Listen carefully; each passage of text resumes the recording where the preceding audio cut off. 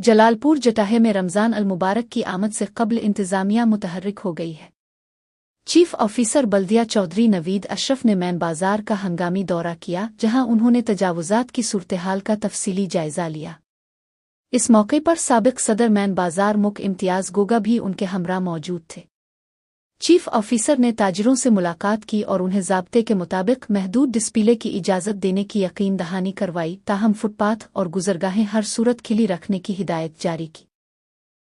रेली बानों को बाकायदा रेली बाजार मुंतकिल करने की तजवीज़ भी पेश की गई, ताकि रमज़ान अल मुबारक में खरीदारी के दौरान शहरियों को आसानी मुयस्सर आ सके। दौरे के दौरान पैरा फोर्स की नफरी और बल्दिया का मुकम्मल अमला भी मौके पर मौजूद रहा। इंतज़ामिया का कहना है कि रमज़ान ने बाज़ारों में नज़्म व ज़ब्त और अवामी सहूलत अफज़म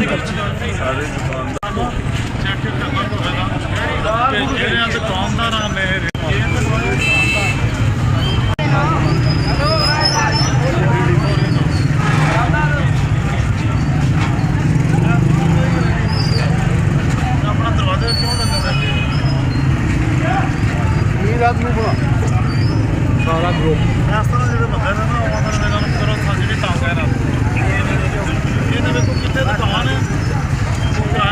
सारा